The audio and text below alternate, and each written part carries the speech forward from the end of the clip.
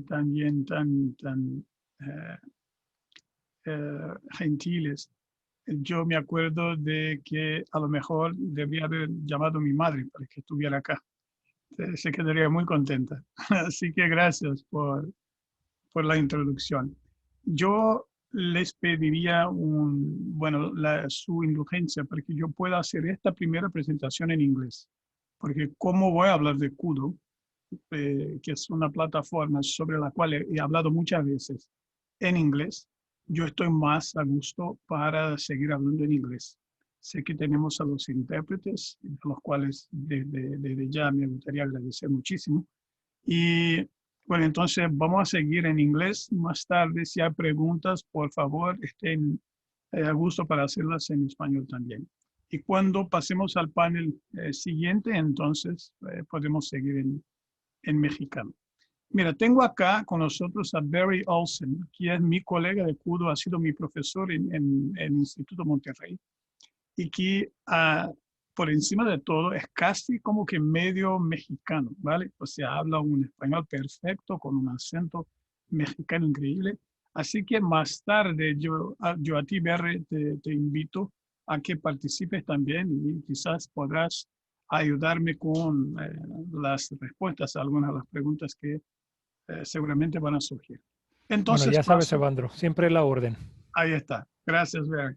Entonces sigo en inglés. So thank you all very much. So let me go straight into my presentation. Let me share this with you. Antonio, I think you need to allow me to share my screen. Andrea, por favor. Just a moment. No problem.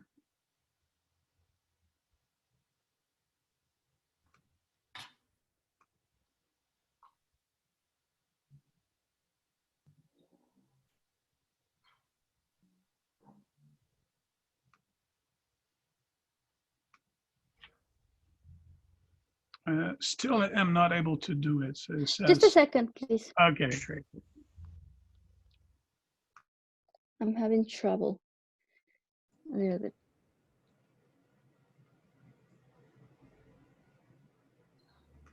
Evandro, I'm gonna make you host, okay? So that you can do that. Sounds good.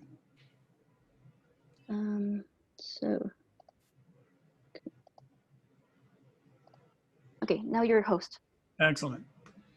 Thank you very much. Okay, let me go ahead and share this. Okay, so I'm going to present this from a slightly different angle. I'm actually coming from the OCDE annual conference where I made a similar presentation. So I changed some of the slides, but I want to come from that angle where many of you looking at remote simultaneous interpretation, perhaps today for the first time, may have heard funny things about it, may be a bit uncertain about what to expect and so on. And then I always relate to it as the big bad wolf lurking behind a tree somewhere and kind of ready to jump on us and surprise us in a negative way. So I've called this Who's Afraid of the Big Bad Wolf? And I'm sure in Mexico you have a version of that little song, which in Portuguese sounds like Quem tem medo do lobo mau, lobo mau, right? Who's afraid of the big bad wolf? You got to tell me in Mexican or in what the Mexican version of that is. And I'm assuming you have a version for it in Spanish. But the thing is, every time, again, this takes us back to our childhood and so on when we were listening to those tales. And there's always this big bad wolf that's about to surprise us negatively from one moment to the next. I can think of at least two stories where the big bad wolf is in. So the first one is the Little Red Riding Hood. Now you try saying that 3 times fast. I had to practice a few times. And the other one is the Three Piglets, right? In whatever case, you always have the big bad wolf kind of ready to attack. So here's one depiction of, for example, the Little Red Riding Hood, right? On her way to that cabin in the woods where her nanny, her granny actually is waiting. And there you can see, the wolf is already behind the tree, kind of waiting for an opportunity to attack. Here, fast forward, the wolf actually realized that this young lady was going to the forest, sped ahead, got there first, ate the old lady, and now is disguised as the old lady, trying to fool the little girl into coming closer, and of course is ready to have another meal. Now, you also heard this story in the context of the three piglets, right? Where the big bad wolf stands outside of their homes, and one has a house made of straw, the other one has a house made of wood, and the wolf is blowing with all his might and putting those houses down. But there's one of the piglets who actually had a house of bricks. And that particular piglet not only saved his own bacon, but actually provided a shelter for everybody else to hide in the house. So eventually that's what you want to be, and this is who you want to be. You want to be the good piglet that's out there busy at this point building your house of bricks. Now let's go back a few slides and for a moment meditate on some of the characters in this story, right? Everybody looks at the wolf as the bad guy, right? But at the end of the day, the wolf is just being the wolf. It's the one character that is actually genuine and true to his own nature, right? If you look at the little girl, not only is she venturing into the forest alone, against perhaps the best judgment of anybody else who cares for her, but she's taking candy to an old lady who not only lives alone in the forest, so who in their right mind would leave an old lady living alone in the forest, but taking candy to an old lady who probably is at this point already diabetic, right? So it's not the best thing to do.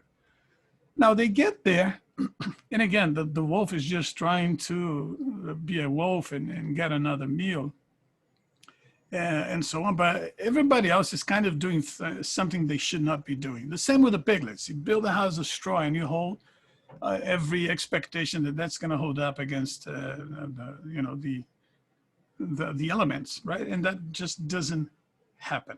So my point in all of this is to say that whatever you think RSI to be, however you relate to it, you have to decide who you want to be in the story, right? Maybe you don't identify with a wolf, and I'm not suggesting that you do, but you want to be taking every preparation, making every preparation that you can in order to adapt to this new reality. If you know that there's a wolf out there and that there's a risk that this guy may want to come after you, you want to protect yourself. You want to shelter and hedge yourself against some of those risks, and you want to take advantage of some of those situations. So if you build your house well enough, and if you do this in time with enough notice, not only will you be protected, but you will also provide shelter to other people who feel threatened. Eventually, the wolf will realize that there's no way he can put your house down.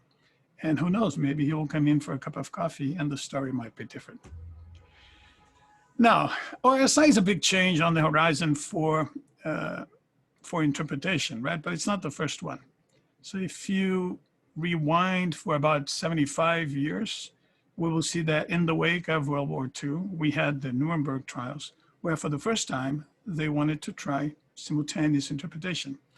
That was a situation where the Nazi officials were being brought to justice for the first time, accused of crimes for which there was no legislation, right? Even the word genocide was actually minted in the wake of that war as the trials unfolded.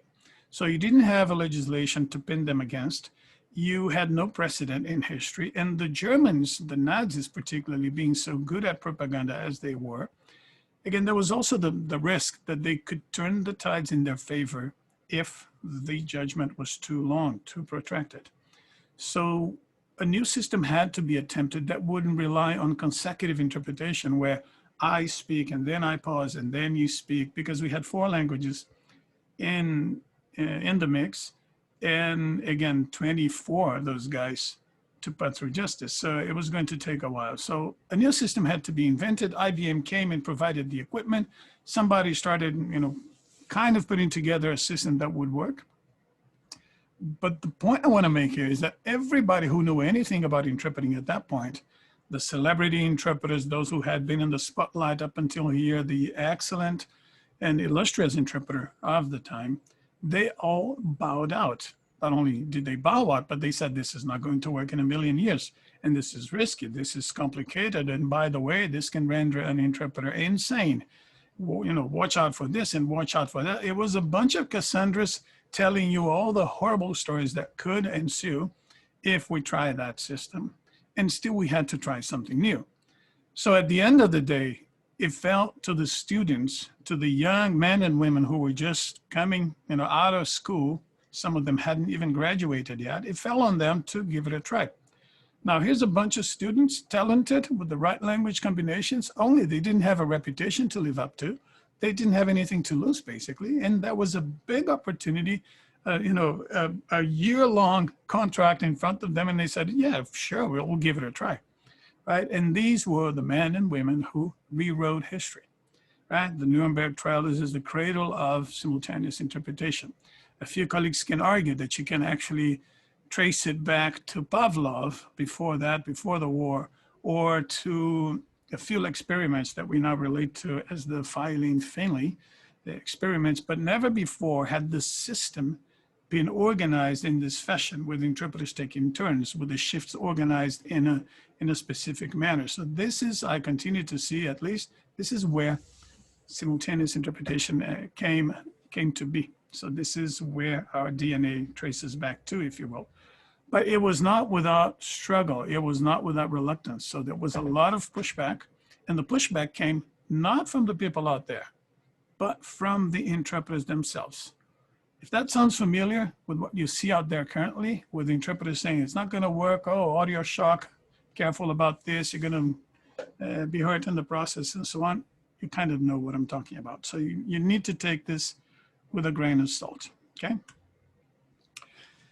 Now, be it as it may, we do have a new system out there. And if you are like me and anybody else, you should be very grateful that we do. Because we didn't see this pandemic coming. We didn't anticipate that we were going to be in a situation like the one we find ourselves in now, where we just can go anywhere, right? And aren't you happy that you now have the ability and you have the possibility of at least meeting and being able to continue to do what you do best? And things are not totally new. Not everything is new. You continue to have a room where a presenter is making a presentation, if it's still an on-site meeting of some sort, and you have the audience somewhere. In between, you have a layer of interpreters, and they could be in the room, depending, again, on the constraints you're up against, or they could be elsewhere. But the fact of the matter is that we're not reinventing the wheel. We're just placing the wheels elsewhere, you know, somewhere where they can still roll without the problems that we currently have, so that the meetings can continue to unfold. And that not only allows us to keep business going, but it also enables us to do a number of things that we couldn't do in the past. For example, in the room now, you can have, say, 50 people with social distancing as opposed to 500, but you can have the other 450 follow from where they are and do so remotely from the comforts of their home or home office. The same go for interpreters. They could be at a hub, they could be at the premises, or they could be home, right? So anybody could be anywhere. The presenters could be anywhere. Nobody has to fly, nobody has to go anywhere. And you can still have the same level of professionalism, the same kind of premises being respected, where interpreters take turns and everybody pretty much performs as they were expected to. So guys, I'm playing the host as I go to. So every now and again, I see that people are asking for the floor, and I'm clearing them to speak, right? Now, typical use cases. Again, when we put this together, when we, the co-founders in KUDO, I'm one of them, but our CEO, Farhad Zabeich, and the other two colleagues who are with us in this endeavor, when we started playing and toying with this idea, we didn't anticipate that the world was going to hit a pandemic, right? Or rather be hit by it. But and again, we had a number of use cases in mind already. This, of course, coming from a situation where we had been in this space for 20 years. Farhad Zabeich has another two companies. One sells and distributes equipment, hardware equipment. Everything you find at the United Nations, for example, all the hardware consoles, the Titan equipment, has been distributed by us. By us, I mean the same business group. And another company that leases equipment. So when you had, for example, the G20 meetings in Los Cabos in Mexico, it was our equipment also who got distributed, to everybody at the venue. So we know what it takes to get a multilingual meeting running. We know equipment, we know conference, we know that failure is not an option, but we know from experience that having equipment and being able to travel doesn't necessarily solve every problem. So at a point we said, hey, we should come up with a software solution that allows people to continue to meet in circumstances like the ones I'm going to talk about now. So a few use cases, right? Live hybrid events, the example I just gave you, half of the people in the room, interpreters in the room or elsewhere, and you're catering to another large number of people now outside of the room. That's not possible. And Rotary, for example, has done it a number of times where they had the World Polio Day broadcast from a certain place, say in Philadelphia, with people following from all over the world in 9 different languages. Underserved locations is another one of those possibilities. So imagine I'm putting together an event in Odessa, Ukraine, and I want it done in Russian, English, Ukrainian, and now somebody wants it done also in Portuguese, right? My language. I'd be happy to be there, but I don't think people are willing to fly me all the way from New York to Odessa, or worse yet, from Brazil, just to be there for 45 minutes. So assuming you have everything else on site, you can have an on-site meeting and you can have that particular interpreter chime in from afar and now participate in the meeting as if he or she were in the room, right? So I can now listen to everything that's going on, hear and see everything, high quality, and I can project my voice from where I am. I can take turns with my colleagues, and it's pretty much like being in the booth, right? Now, disaster relief calls is another situation, another one of those situations where, let's say, God forbid, that we have an earthquake somewhere, right? And all of a sudden it's not safe to send experts to the ground or to send interpreters to the ground to broadcast from there or to make sure aid is going to flow. But with as little as a computer and some decent connectivity and a webcam, you now can have a conversation in whatever language where the interpreters are here, out of harm's way. They're sitting at a hub or at their home offices. Experts are chiming in from where they are, and you have somebody reporting from the ground, somebody who was already there. And this is how you make sure that aid's going to follow and flow, and that help is going to get on the way. Decentralized meeting is another one of those situations, and it's pretty much what we're doing here, right? I'm in New York City. Barry is in Washington, D.C. Most of you guys are scattered through Mexico, and we might have people following from Brazil, as I'm sure we have in other places in the U.S. Everyone is sitting in front of their computers, business as usual. Only if this were being done on KUDO, we would have the ability to do interpretation, pretty much like we're doing it on Zoom, but in true conference style. So one interpreter being able to listen to one another, take relay off of one another. So it's a solution that was really ready out of the box, is ready out of the box for conferences and not just unidirectional language support. And finally, of course, remote participation. So if you take a look at this little picture here with all the canceled flights, that kind of sounds familiar and looks familiar, right? Last time I saw something like this was in, I guess, 2010, I guess it was, when that Icelandic volcano spat ashes in the air. And for 10 days, people could not travel anywhere. It was a major thing. It had been the first time after World War II where such a flight ban had been decreased. Everybody suffered. Even the Boston Marathon had to be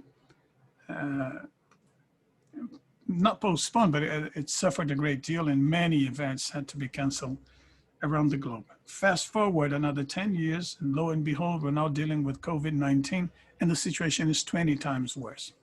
Only now we have the technology, we have the bandwidth, we have the know-how to make it work so that we can continue to provide interpreters with the best conditions of work that they need, while also making it easy and affordable to people to connect from anywhere and continue to meet. So what this tells you guys is that this is less of a threat and more of an opportunity, right? So this is business continuity as at its best.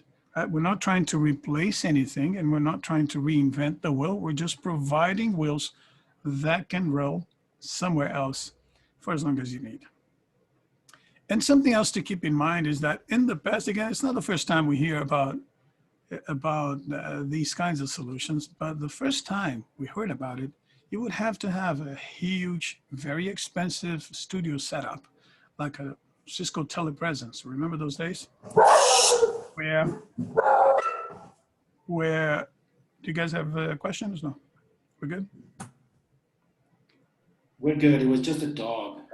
Okay. Please, everyone. The dog is not happy, right? You may want to mute your microphones. So again, the situation is such that you no longer need to have a telepresence studio here and a telepresence studio there and invest thousands of hundreds of thousands of dollars and have dedicated spaces.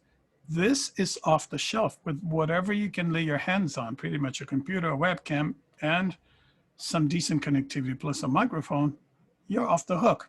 And then you add some layers of sophistication, right? Barry is going to remind me that, oh no, you need a headset.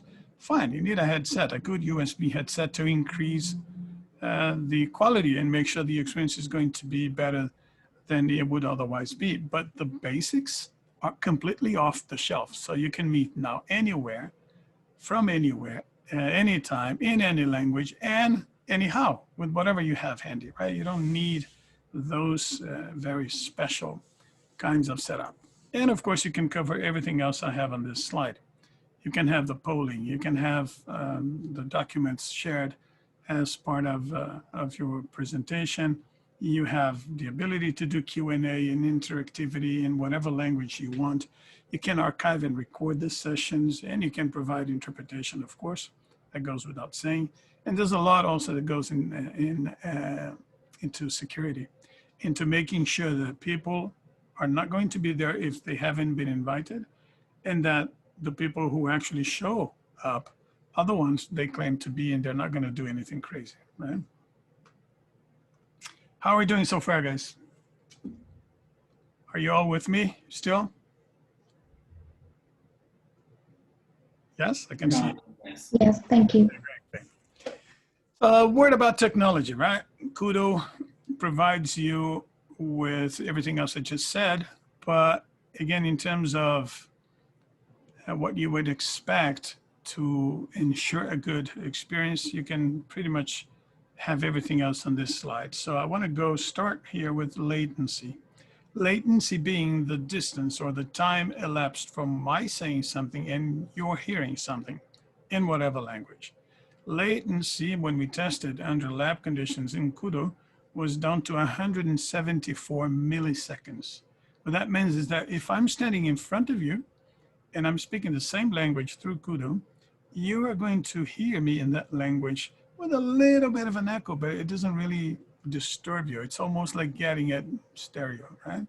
But that tells you how small the latency is. Now, of course, if you're using KUDO, chances are that you're getting this in a different language, at least for part of the program, which then makes that delay and that latency totally negligible, because now you have an interpreter who, just by virtue of having to restructure the sentences and so on, will be introducing a much higher latency, because this is the nature of what we do. You have to stop and you have to wait and you have to make some accommodations. So it becomes absolutely negligible.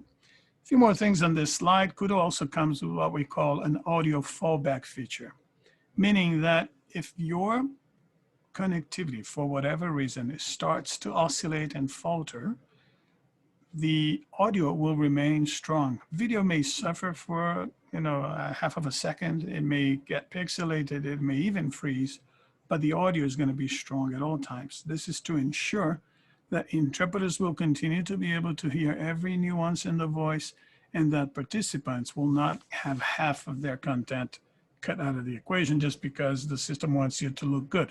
So we give we privilege audio over video, and we do this knowingly and for a good reason, right? In terms of security, this is a totally new presentation that I could someday come in and show you if you want to know the nuts and bolts, but I can assure you that every piece of traffic in KUDO is encrypted, either with 128 encryption key or 256 encryption key. I'm talking about my voice, my messages, my documents, anything that's in transit or parked within the platform, at rest within the platform. This is all the subject of encryption. Now, there you go. This is what KUDO looks like.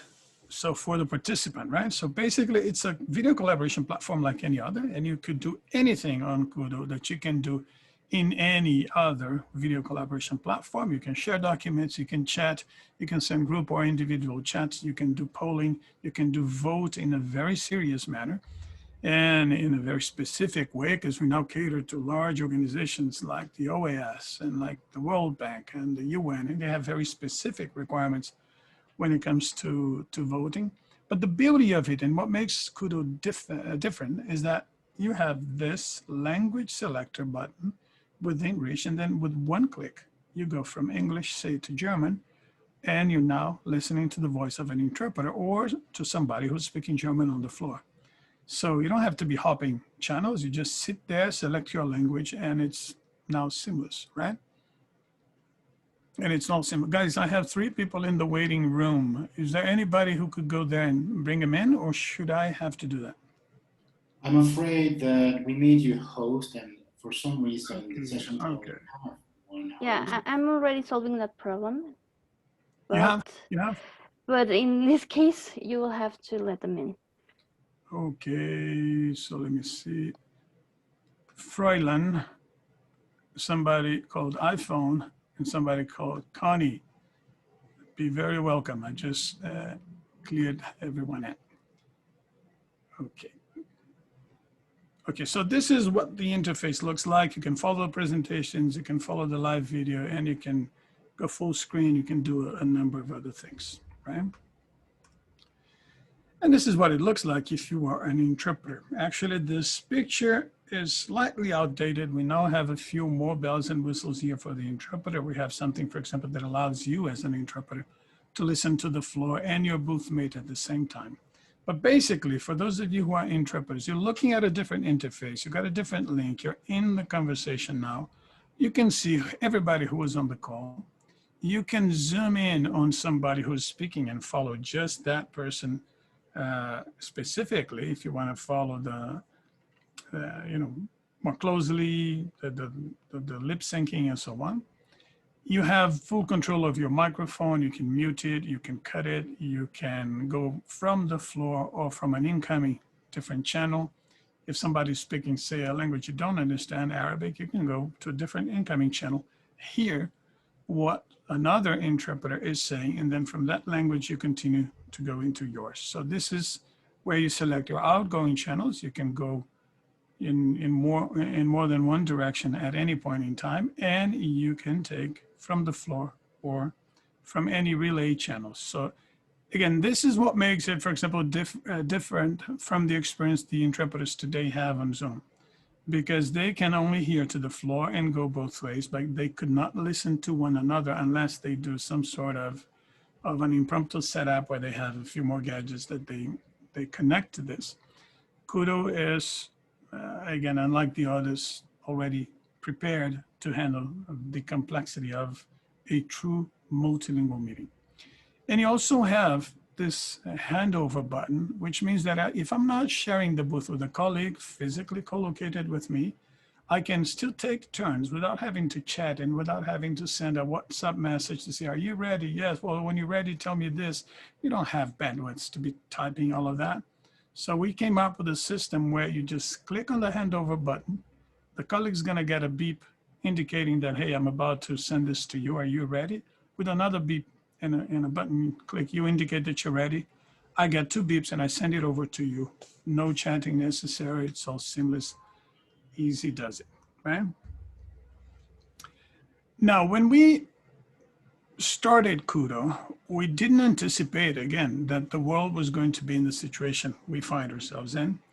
And because we understand language, right? Because, for example, I've been in this space for 30 years, so has Barry. So we have language interpretation as part of our DNA. So because we understand that interpretation is teamwork, because we understand that it's something that would require collaboration between a larger team, including a technician, we didn't want people to do this from home. So that's why we brought to the market the concept of a KUDO studio, which has now been replicated everywhere under the name of a hub, right? So you have hubs out there that are multimodal, and you have KUDO studios in these places and cities and countries in the world. We have one in Mexico, by the way. Gonzalo Celorio from CM Idiomas is our proud partner in Mexico. We are, meaning that we are very proud to have him with us.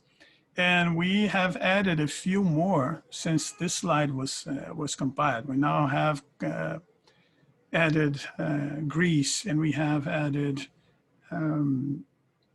China, and we have added Japan. So there's a lot coming in terms of new studios that you may want to consider. Now, a studio is simply a place where everything has been taken care of for you. So you as an interpreter only need to show up, and you need to have, of course, knowledge about how to operate the system. But you come in, you walk in, you sit down, everything is ready. You have the perfect computer, the perfect headset, an additional monitor for documents. You have different ways in which you can deal with the platform, and you have a technician standing by. Now, more importantly, you have a colleague sitting by your side, and now this is business as usual. You can exchange notes, you can decide how you're gonna do your shifts, and you can have 1, 2, 3, 4 different booths, and each booth could be servicing a meeting elsewhere. It could be a different meeting, or you can combine the booths in a single setup. You can also, of course, combine this in a hybrid setup that also involves people sitting remotely, interpreters particularly, right? Now, of course, this is kind of on hold now. We have some of these hubs working, but we're gonna go back to it full time when the pandemic is behind us. Again, the footprint, again, of where we have our studios. If you want a more up-to-date list of who our partners are, you can go to this website, kudoa.com/partners, and you will see exactly who they are. And we're very proud to have them with us. We have in our own hands as KUDO 2 studios, one in New York City and one in Washington, DC, actually one in France as well, which is Media Vision, the sister company. So we call it our own studio as well. But these are studios that we set up just for proof of concept purposes. And now if you were interested in running one of those studios and becoming a partner, get in contact with us. We will share with you what the advantages are of being a KUDO partner, and you will be able to run with us. Now, you're listening to all this and wondering perhaps, okay, great, but what's in it for me? I'm an interpreter sitting in Mexico. I would love to do more work. If you are like most interpreters, you now are kind of limited in the offers of work that are coming your way. And the good news is that if you are a conference interpreter, if you have that training, if you've done this for a while, we would love to work with you. And all it takes is for you to get up to speed on the technology. So you're going to be put through what we call KUDO certification. And keep in mind, we're not certifying you as a good or bad or so-so interpreter. We're just giving you a certificate that tells the world that you can operate in KUDO. That's the only thing the KUDO certification means. But you can go online, and this is the link. And starting now, you can take an online tutorial that's going to take you maybe 2 hours. You can do it over several sessions if you don't have the time to put in one go. You're going to take this training, this tutorial, and become proficient in KUDO. At the end of those 2 hours, you know exactly what you need, what kind of microphone, what kind of equipment, what kind of headset. If you don't have those ready, you can go and make sure you purchase what you need to purchase. And more importantly, you will know where to click, how to operate in KUDO, how do you do handover, how do you listen to your booth mate and the floor, how do you do relay, and again, what are the procedures involved. After that, we invite you for a free test drive, an hour-long test drive, where you're going to come and have a refresher and interpret for a full hour. We do those on a weekly basis, more than once a week. And again, just get in touch with us or just go online to kudoway.com, and under resources on the menu, under resources, you're going to have events. Go there and sign up for the next trial. But first you need to complete the tutorial. And that's pretty much all you need. So that makes you a KUDO certified interpreter. We're going to also review your specs and you're good to go. So you could be working remotely starting tomorrow if you're diligent and you do what it takes, right?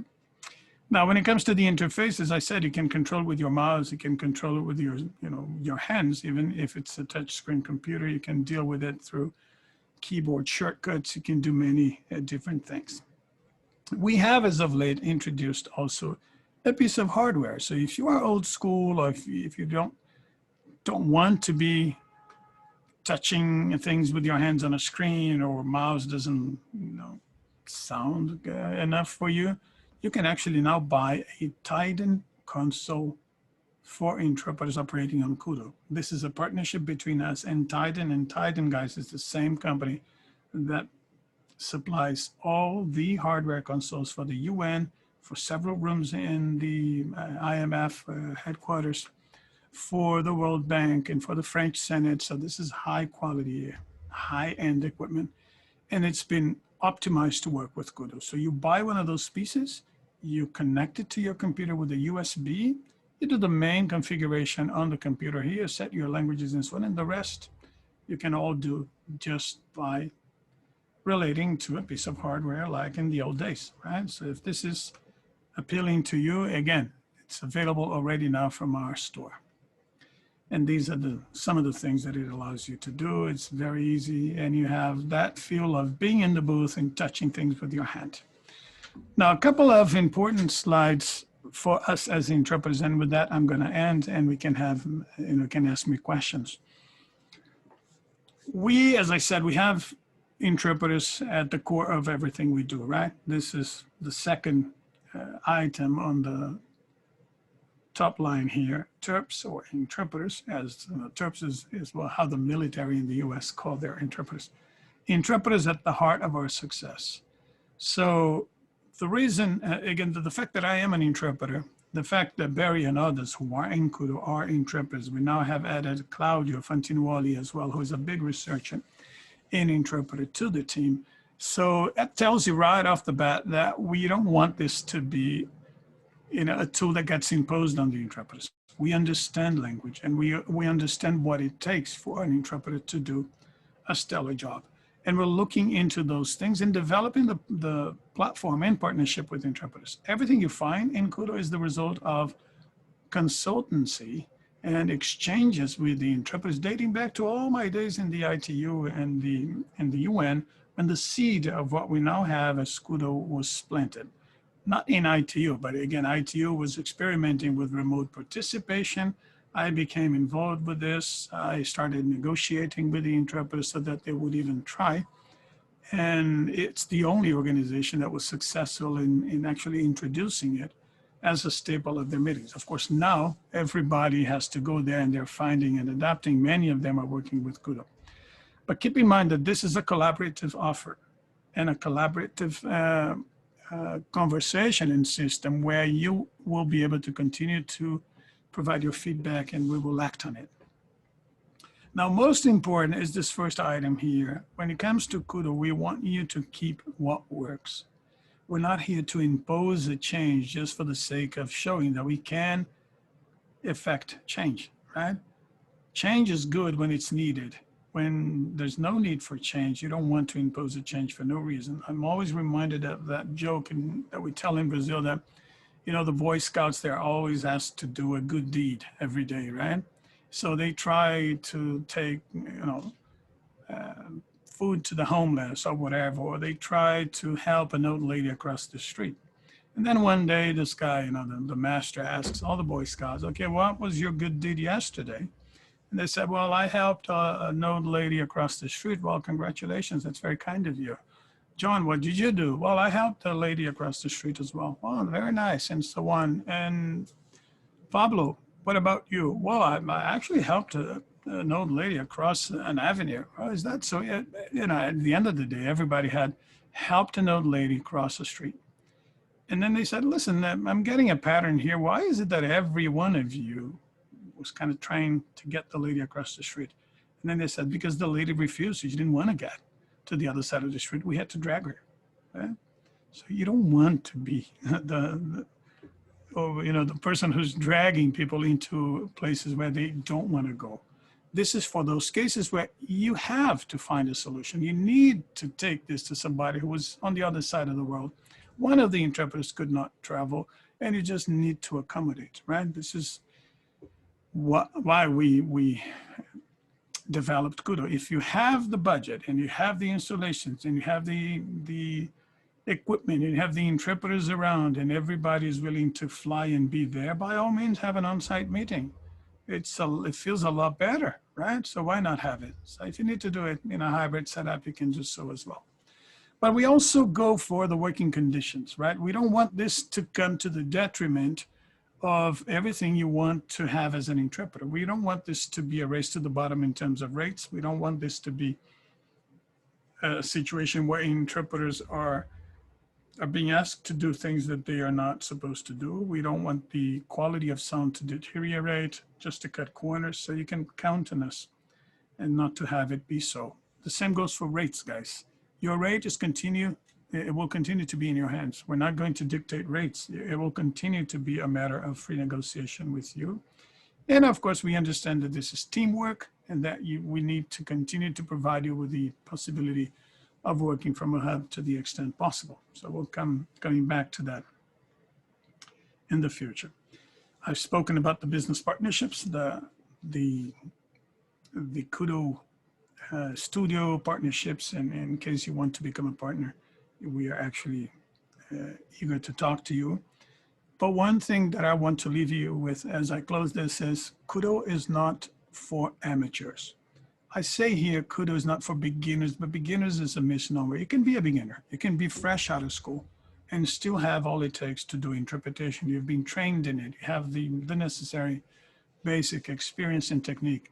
But it's not for amateurs. It's not for people who've never tried conference interpreting. And then now they say, oh, I can hide behind this screen. Nobody's going to see me. So let me try my hand at this. So if you don't know what you're doing, there's no platform in the world that's going to fix it for you. You need to do your job. You need to pay your dues. You need to get the training that you need before you show up. Okay. So this is very important, guys. A couple of things that you don't have in a traditional event is not available in KUDO. Of course, as a client, you have access to reports that shows you every small detail, where people connected from, what languages they followed in, and things like that. And if you want to gain slightly, a bit more understanding about KUDO, there's this funny kind of humorous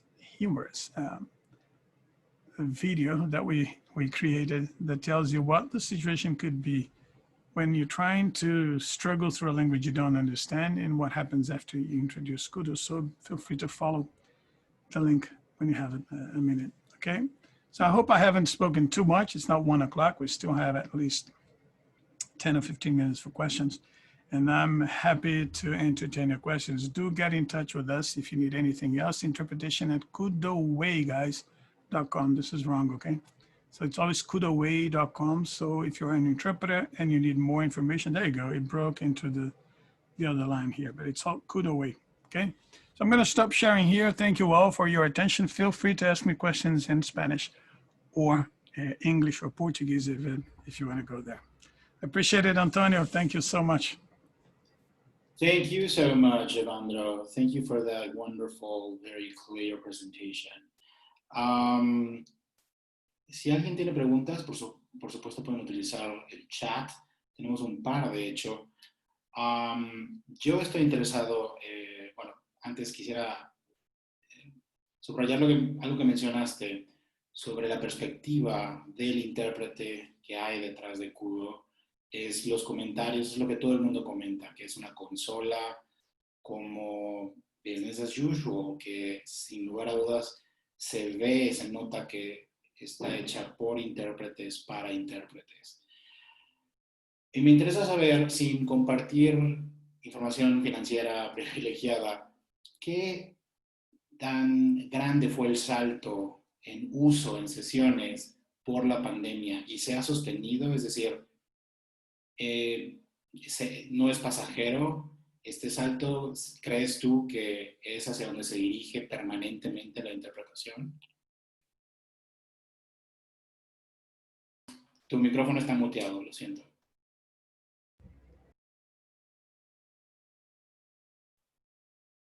Aún está muteado, lo siento. ¿Me escuchas ahora? Listo, sí, sí, sí. Sí, disculpa. Gracias por la pregunta muy relevante, muy importante. Mientras yo la contesto, me gustaría pedir a Barry, si todavía está con nosotros, que haga como una revisión de las otras cuestiones que hay ahí en el chat y que esté a gusto para contestar una o dos que conforme le parezca. Mira, en relación al aumento, digamos, en la demanda por los servicios de KUDO, yo, bueno, les voy a dar algunos números para que tengan una idea, ¿vale?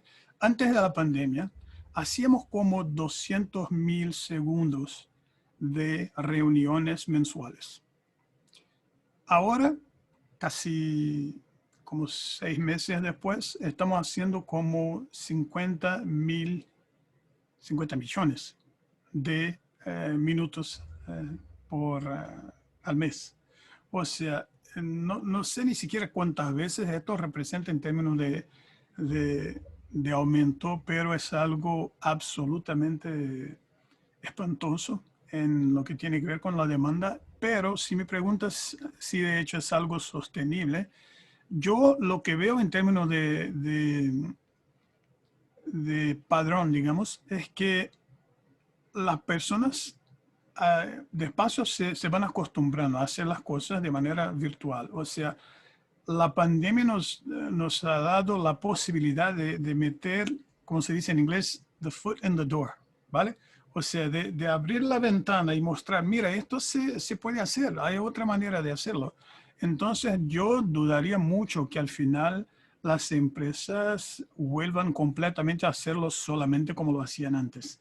Creo que por lo menos un 70% de lo que hacíamos hoy día va a quedar con nosotros, porque también muy difícilmente el mundo volverá a ser exactamente como era. Creo que por algunos años nos vamos a alejar un poco en nuestras reuniones y seguir haciendo las cosas de manera prudente. Le dejo a Barry la oportunidad de quizás contestar con algo más. Barry, esté a gusto. Bueno, estaba contestando una de las preguntas que había salido en el chat, entonces no escuché la pregunta que estabas contestando. Si la puedes repetir, con gusto la contesto.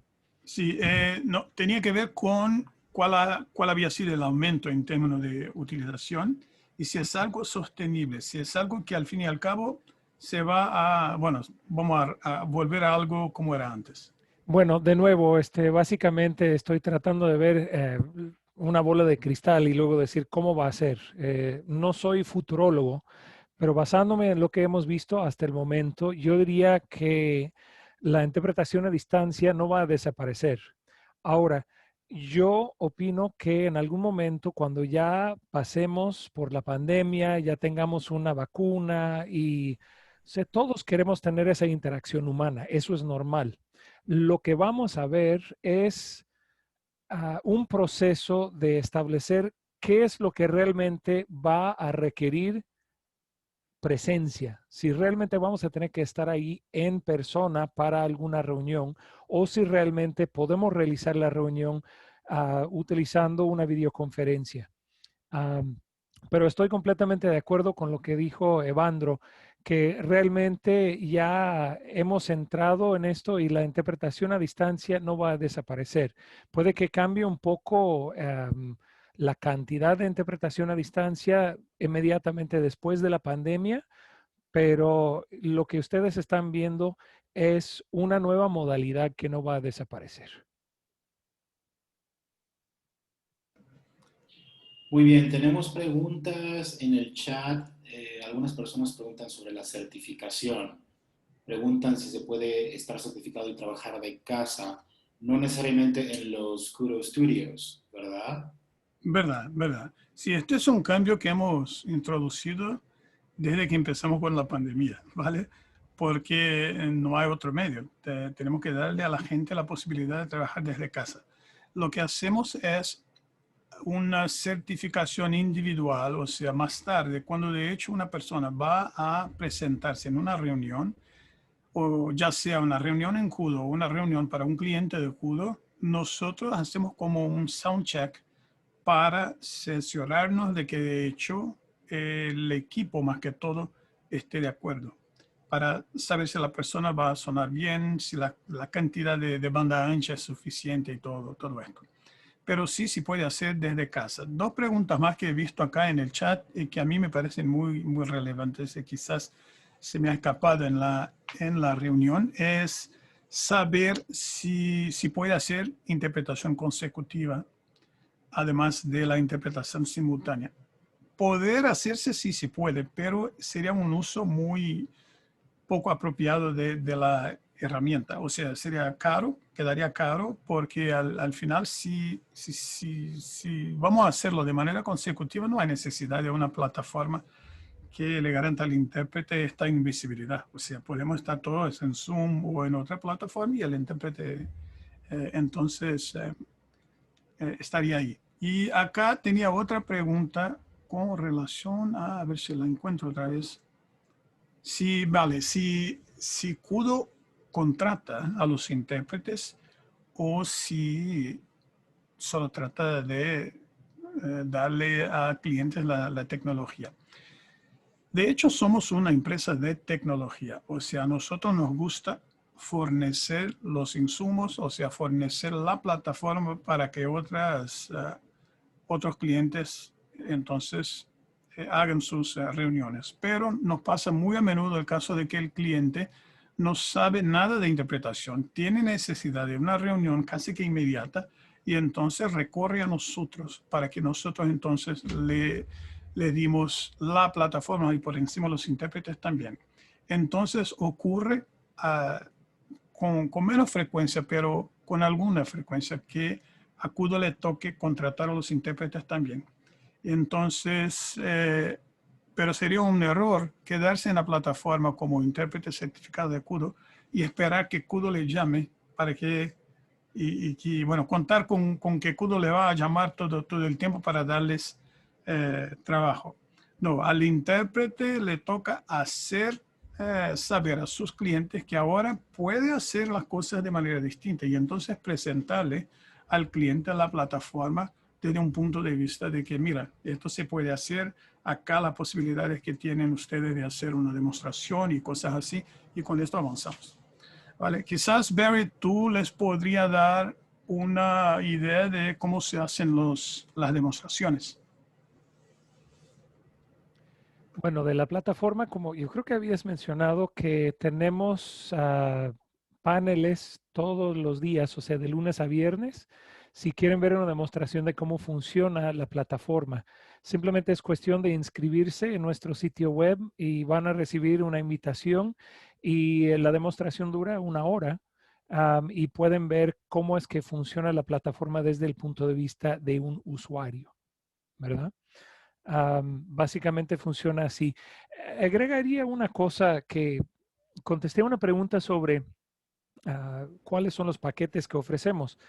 Como dijo Evandro, nosotros somos una empresa de tecnología y como tal lo que queremos es tener usuarios de la tecnología. Los intérpretes tradicionalmente han trabajado como independientes, ¿verdad? Y espera que suene el teléfono, que reciba un email para que forme parte de un equipo o que una agencia les hable para darles trabajo. Por eso es muy útil que se pongan en contacto con los socios de KUDO, porque son ellos que están realmente organizando reuniones en KUDO con bastante frecuencia. Además, yo simplemente diría que estamos entrando en una etapa en que el intérprete ahora tiene que tomar las riendas de su propio destino y necesita decir muy bien, A lo mejor necesito hacer equipo con otros intérpretes, 8 a 10 intérpretes, y vamos a tener nuestra propia inscripción en KUDO, en la plataforma, y vamos a atraer a nuestros clientes. Eso es algo que puede causar un poco de miedo para un intérprete, pero realmente hay que ser emprendedor en las nuevas circunstancias en que estamos, especialmente si tienen sus propios clientes y quieren trabajar directamente con ellos. En ese caso, tendrán que ofrecer otros servicios además de la interpretación en sí. Paro ahí. Gracias, Barry.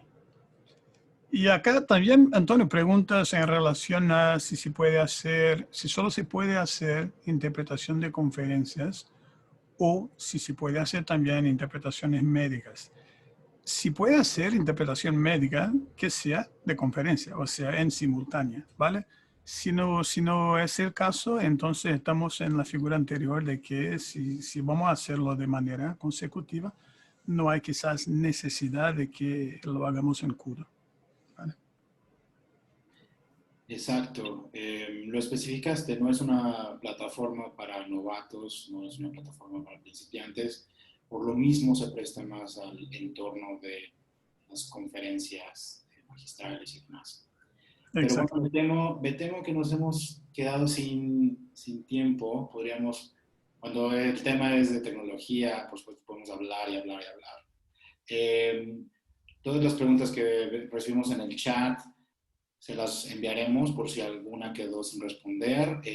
A los asistentes ya vieron las redes sociales de Evandro y de KUDO. Y sin más, le agradezco una vez más a Evandro y a Barry por haber estado el día de hoy compartiéndonos este nuevo avance tecnológico para el mercado no solo mexicano, sino latinoamericano en su mayoría. Y hasta la próxima. Gracias, Evandro. Gracias, Barry. A los asistentes, el siguiente panel contará también la presencia de Evandro porque es sobre el trabajo en equipo en un proyecto de traducción literaria. En este caso, el proyecto es el libro de Evandro, Su Alteza el Intérprete. Así que en unos 10 minutos regresamos. Gracias. Gracias, Antonio. Mira, antes que salgamos, una palabrita para decirles que si hay cuestiones, porque he visto acá que hay preguntas en relación a precio, quizás podrían ustedes enviar un correo a BD, como Business Development @kudoway.com, y con esto contestaremos a todas las cuestiones que quizás tengan. Que gracias, Antonio, a ti y a Andrea y a todos que nos han dado apoyo en esta reunión. Ha sido un gusto increíble y acá me tienes para el próximo panel. Gracias y gracias a ti, Barry. Un placer. Hasta luego a todos. Nos vemos un ratito. Antonio, ¿quedamos acá o salimos y Salimos volvimos? y entramos con el otro link, por favor. Vale, ok, perfecto, gracias.